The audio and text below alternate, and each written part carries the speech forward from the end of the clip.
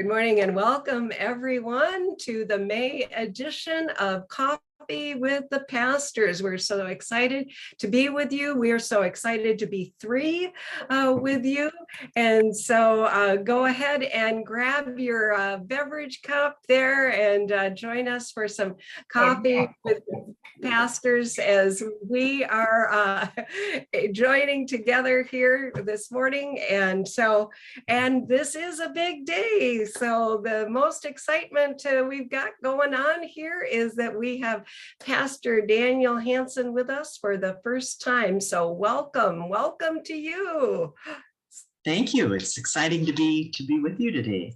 I especially picked my coffee mug for the occasion. I wondered this morning which one should I bring, and I decided it was a St. Louis Cardinals kind of day. So. Already sticking it to Pastor Dan a little bit. I like that. Okay. Only fair and right. Yeah, that's awesome. Because that's what the two of you have in common among many things, right? Is a love of baseball, huh? Yes, and the National League Central Division, right? And the season is off to a great start. Yeah, let's not talk about that too much. Okay, all right. We'll leave that for a later conversation, but we do want to hear a little bit from you, Pastor Daniel.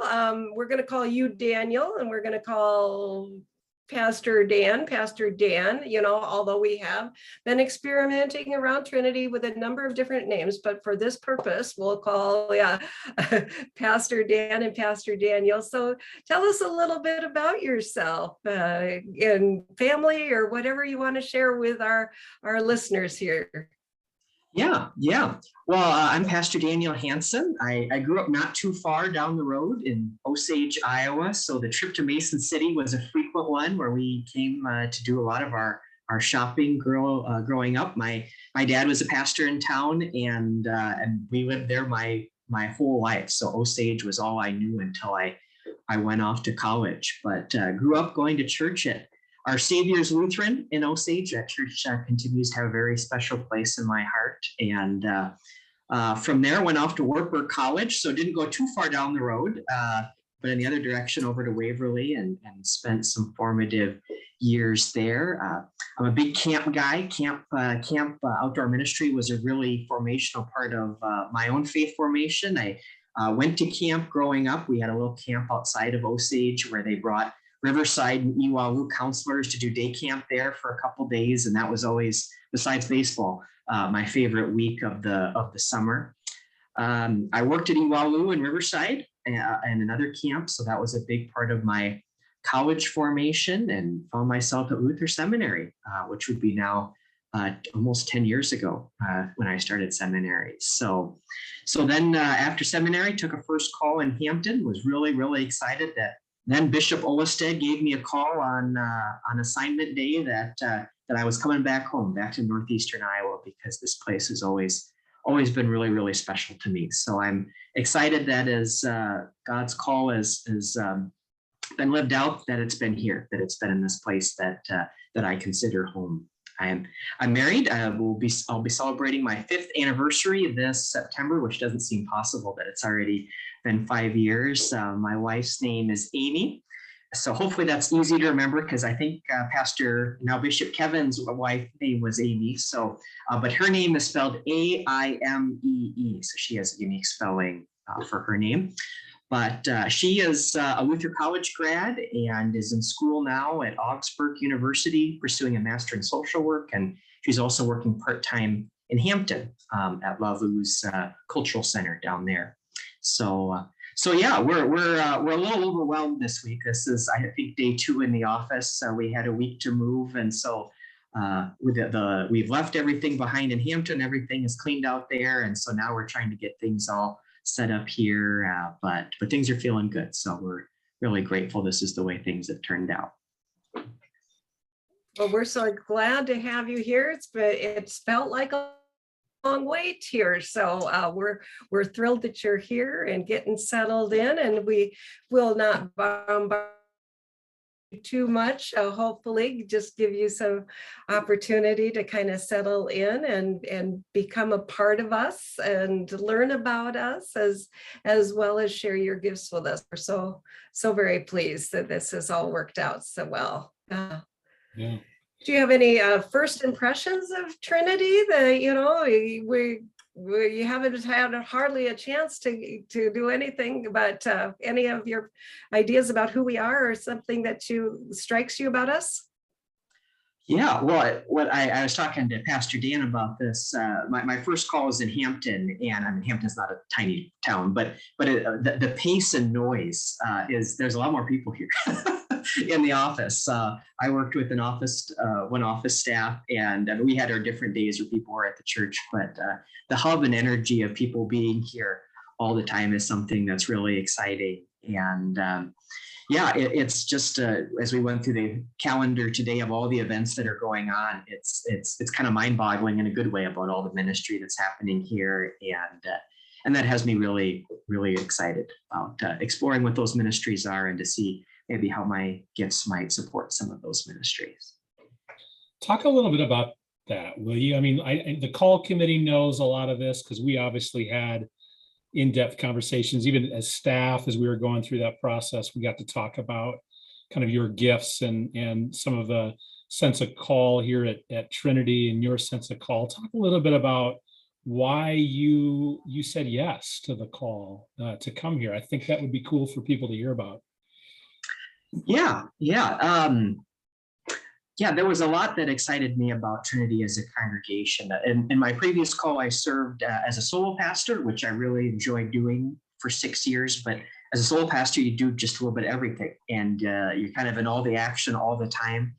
And most of my experiences of church up to this point had been in larger program-sized churches where there were a few more different ministries going on. And I'd always kind of discerned a sense that I thought I would like to work as part of a team. So part of the draw to Trinity was to be able to work as part of a team in ministry, to be able to specialize just a little bit more in different areas of ministry. So not necessarily having to do just a little bit of everything, but be able to focus in ministry. And was especially excited about that focus being in faith formation. I think about those people who have formed my own faith and how important those people have been to me and what a gift that has been to me. And my hope is that I can be that kind of person to other people.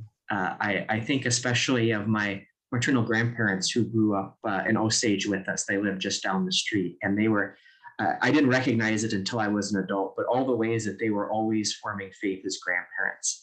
And to be able to think about doing that as a job is something that's really exciting. And so I'm excited to get to know the youth of the congregation, but excited that this position isn't only the youth of the congregation. That faith formation isn't just something that we do in Sunday school, confirmation, and youth group, and then graduate and become adults, but it's something that we explore our whole life through. And so to know that position existed in ministries, wow, that's really exciting. And so hopefully I bring some gifts to that, and but excited especially to get to know the families of the congregation of all ages. So that's great.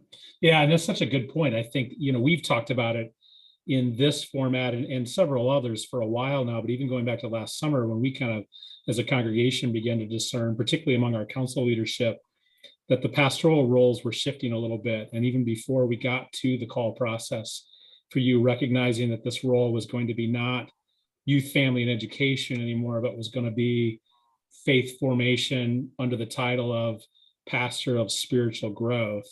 That is a shift a little bit. It's similar in some ways to what it's been, but it's also different. And you put that beautifully in terms of thinking not so much about ages, but thinking about kind of the vocation, of the sense of ministry in that area.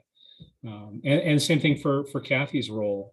We started thinking about it in terms of not pastor to senior adults, but pastor of spiritual care, and to think how that can again cross generations. It's exciting now, honestly, to be to this point where we get to start to practice it a little bit more, having you on board. So yeah, I appreciate that very much. And I do think that's a real important point, especially for some of our senior adults. I've had somebody say to me, well, who's taking care of the seniors, now that you're not pastor to senior adults? And we're all taking care of everybody. We're just using our gifts in specific ways for all ages. And so I think that's an exciting opportunity that we have at Trinity to really, both as pastors, to use our gifts and to let those passions flourish, but also to recognize that we're not siloed into a particular generation. Yeah, which we really haven't been, right, for a while. I mean, I think in some ways, but there's always been, in my time here, I always feel like there's been a sense of shared ministry in a lot of ways. We're just kind of taking that a step further, maybe, than what we have done in the past. So that's, yeah, beautifully said. Mm-hmm. Mm-hmm. Yeah. So anything particular that you are excited about in all of that faith formation work that you're going to be doing, Pastor Daniel? Yeah, I'm excited.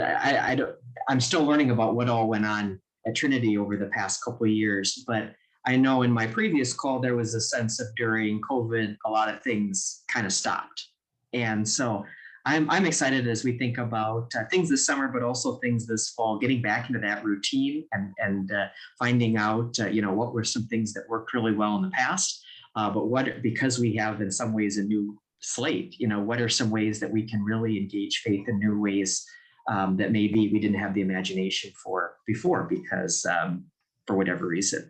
And so I'm excited about the newness of that and the challenge of that, because I know in my context, our numbers were down a little bit because people weren't back in the habits or the routines of some of those things. And so for me, there's excitement as I get to know people to be able to invite them into whatever's up here and see where that leads. Yeah. It's really a time for a lot of energy and creativity, isn't it? And there's energy around the building, and there's energy in coming back, but there's also that beautiful birthing of creativity and new opportunities that is, we don't want to miss, right? And so it's an exciting time, which kind of leads, were you going to say something, Dan? Well, I was just going to say, just to add to that, I think that has been one of the unexpected gifts of the pandemic, is that at least from where I sit, it feels like to me we are more open to innovation and change, both adding new things or doing new things, but also letting some things go. We are more open to that, I feel like, than we ever were before the pandemic. And I think maybe some of that is because we had to deal with some really severe change very quickly, but part of the giftedness of that is we kind of went, oh, this isn't all bad. Sometimes there are gifts that come out of that interruption that help us be open. And I've seen that, I think, here. I know I've seen it in my own sense of self and change. And yeah, I agree. I think it's a great time to think about what could be. Absolutely. And beyond our walls and outreach in new ways too. Yeah. Mm-hmm. Yeah, absolutely. Which is kind of leads us, and I think where you were going before I interrupted you. But one of the things that we talked about back at annual meeting was to think about how Trinity might be an anchor or a partner church to some other congregations. As we look across our denomination, across the church as a whole, other denominations, and certainly in our area, there's this reality that some of the old models of doing church, right? You have a pastor serves a congregation. Together they carry out this ministry that is not working everywhere anymore, in part because some of our congregations were created in a time when there were more people living in an area or more people engaged in a congregation. And as that has changed, it becomes difficult to support that rostered leader in that place, and really invites us to think about partnership. And so one of the things that, again, we've been discerning probably for over a year now here is how Trinity might be in that kind of relationship with other congregations, whether it be right here immediately in our area, or maybe not, maybe even with the use of technology to think about how we might partner with congregations that are farther away. And we've been working at that a little bit the last few months since we started talking about with the congregation. We've been working with Bishop Kevin to think about some of the gifts that Trinity has to offer other congregations in those kind of relationships, not only physical plant, building, grounds kind of things, and not even just programming or staff, but even thinking about characteristics of who we are as a congregation and how those might be a gift to other congregations, and to begin thinking about how other congregations, smaller congregations, could be a gift to us and how we might grow together. So I just recently attended a training for lead pastors to learn a little bit more about the nitty gritty of how you go about kind of forming these relationships. And so I'll be sharing more about that. But we as a staff have been talking about some of these things in more intentional ways. The council has been talking about this. And I think certainly with Pastor Daniel's arrival, some of that will also begin to kind of pick up as we think about our new team and what God's calling us to in other places. So, I mean, have you, either of you, what thoughts do you have as we're kind of at this stage of the conversation about congregations partnering? What's your experience with that? What's the giftedness of that? Maybe even the challenges of that? What would you say? Yeah, well, in Hampton, we had a kind of a unique relationship where when I started, it was a solo call for the town church, St. Paul in town. But we had a small parish out in the country of two small congregations, one in Coulter and one in rural Hampton. And I know initially they wanted to give me a year to learn how to be a pastor before they brought me into a agreement between the two. But there was some really interesting conversations, and we didn't form a new parish, but we had some shared ministry where I served these two congregations out in the country in addition to serving St. Paul. And as I say, it wasn't because the identities of the congregations were so unique, it wasn't a combination of the congregations into one, but it became a way to share in mission and ministry together. And I thought that was really, really helpful because the identities of in this case, of the congregations were so unique. It wouldn't have worked if we all just threw everybody in the same pot and scrambled it together and said, well, now for this. There were very distinct identities between those. And so we worked out some different sharing arrangements that shared my time as pastor, and some of the kind of interim before had set the groundwork that we shared in simple things like Lenten evening worship services and those kinds of things that by themselves they couldn't do. But with another congregation, it worked great to partner. So because Anchor's all new to me, I'm not sure how that will all completely apply in this situation, but just the reality is that, these two congregations couldn't support pastors by themselves. And this was a way for us to share in ministry. And I think it worked really well because I was already going to the nursing home to see people from my congregation. Why not see a couple more people from their congregations? Already going to the hospitals. And in many of the cases, people were related, right? So there was even families that were in part of the different churches, or at one time had been part of the country church, now as part of the town church. It just made sense. So for me, there was a lot of energy around finding out what makes sense in the moment and where might there be some shared mission and ministry amongst churches. Yeah, that was kind of my experience too. In my first call, I did not do what you did in terms of helping form relationships and even sunsetting a congregation. I think that's remarkable that you did that in your first call. I just served congregations that were already in a very established relationship and got to experience that. But I too found just things like youth ministry or VBS, being able to share volunteer kind of organization, or just the fact you could have a larger group together was really exciting. Certainly worshiping together took a little while for people to, attachment to space and those kinds of things are important and have to be kind of navigated of what kind of makes those things go. But it was great fun. I remember at times to be in different spaces for different kinds of services. And again, just like you said, making ministry vital and really helping every congregation, no matter where they are or what kind of congregation they are, think about their mission. What is God calling them to be about in the place where they are?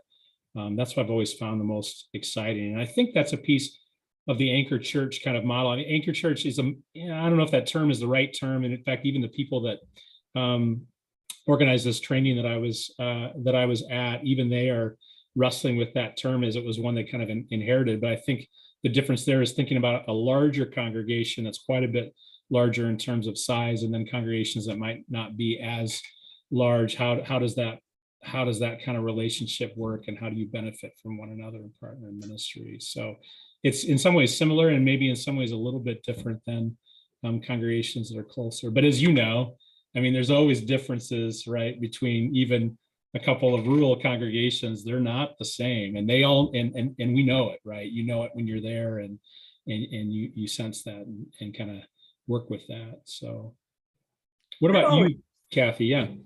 Oh, I've always, my heart is in world missions. And one of the things that I always think about is in terms of that missions language that the ELCA has of accompaniment, right? And that, we used to think that missions was, the great, big, wonderful people that we are going to this poor foreign country and providing these wonderful things for them, and then you impose your culture on that country, versus we have learned through the years that no, it's really about learning to appreciate their culture, and walking alongside each other and learning from each other, because we all have different cultures, and yet at the same time we can help each other with our different gifts. And so I think about that not in terms of large church taking over little church, but what will that little church, what gifts will they bring, what will they teach us about mission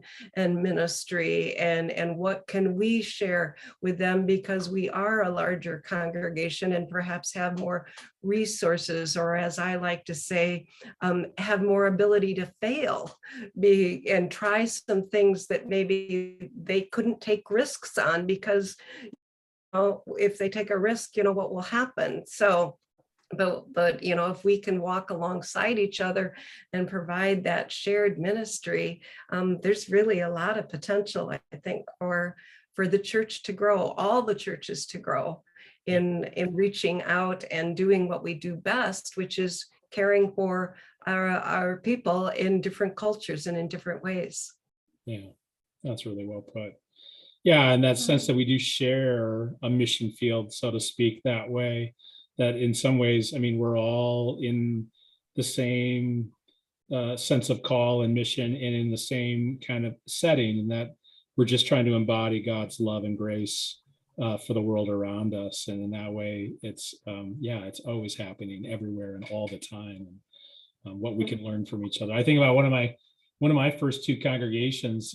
They had this remarkable Sunday school ministry in this little town of 100 people. It was only a congregation that worshipped about 35 people, but they had this remarkable ministry to the kids of that community, because they were the only church, and how both congregations benefited from that gift and the wisdom and the insights that they had of how they did that and how they did that effectively.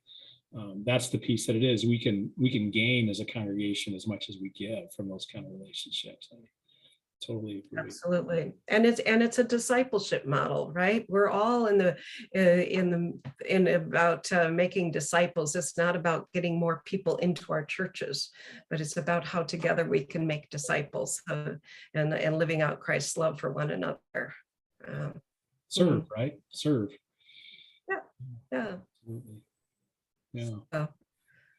One of the similarities that I think that we all share, which I appreciated, Pastor Daniel, when you were coming on board, that I think we all have that philosophy that we are about loving God and loving the people.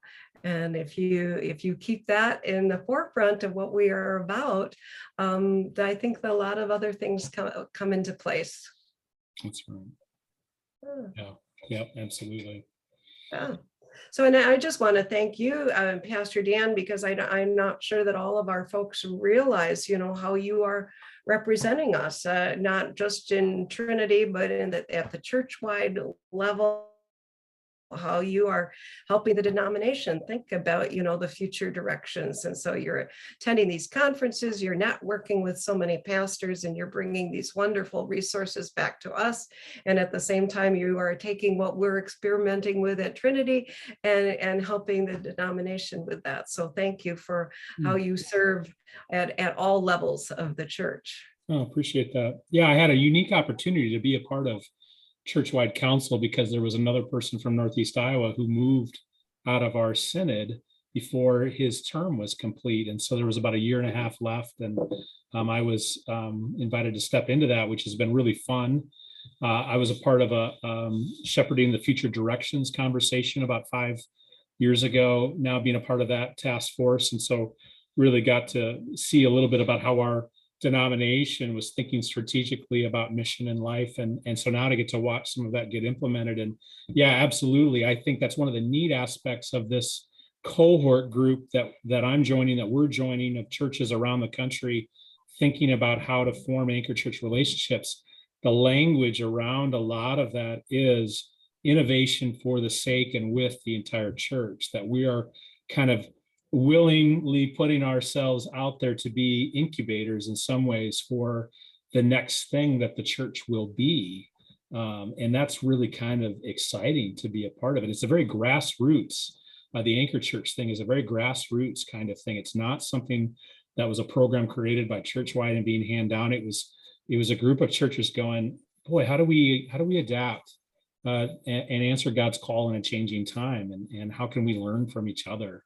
And so there's actually, there are churches in Decorah, Nazareth, Brian King and Nazareth in Cedar Falls is doing some work around this. And we're all kind of getting together to say, as we stick our toe in the water on this, how can we continue to talk and learn from each other here in our own context, along with some cohort connections that we're making from across the country through this process. So yeah, it's really exciting. And I feel really blessed that Trinity allows us to do that, right? That the people here are open to that and kind of energized by that. I think the council's been incredibly fun to kind of talk with about this. I very much get a sense from them of not fear and apprehension, but kind of excitement for what's next, what's God calling us to next. Don't you think that's always been a little bit of part of Trinity's identity, that, they want to be on the forefront. They want to be there. Reminds me of one of our members that used to say Trinity always wrestles above its weight class. We like to do that, and we have great opportunity right now. So and we have great staff coming on board to make it happen. All of the new folks, quite honestly, that have joined us.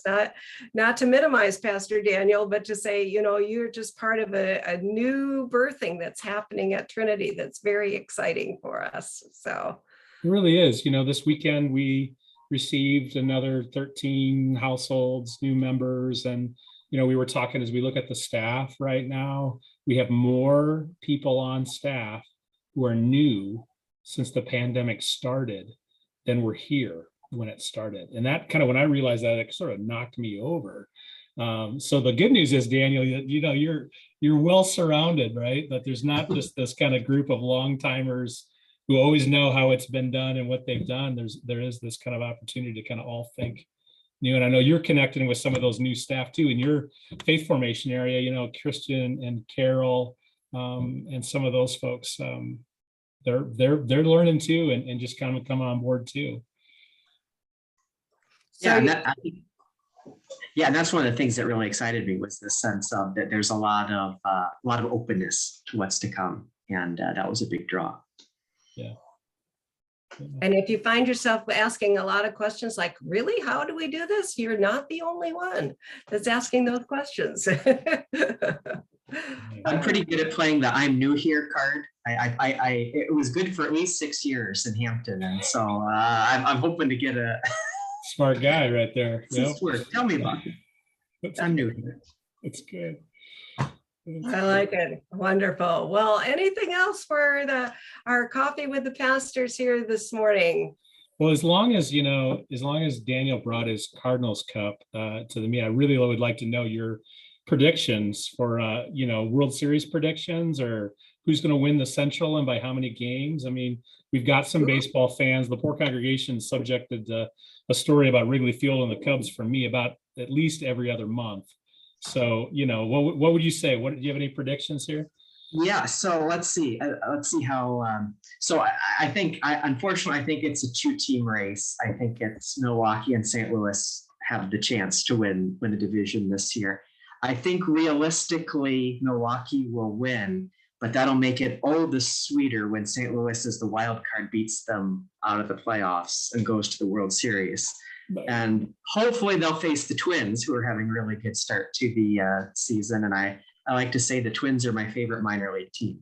And so I wish them all the best, but I hope I can go to some Twins games this year. It's a little easier to get to Minnesota than it is to St. Louis. But yeah, I'm just glad they're playing baseball, because we were kind of wondering a month ago whether they'd get their deal done, but they're playing baseball. So hopefully it's a Cardinals Twins World Series. It's 1987. I wasn't born yet, but I think they played then, and it's time for the Cardinals to avenge their defeat. So that's my Midwest prediction for this year.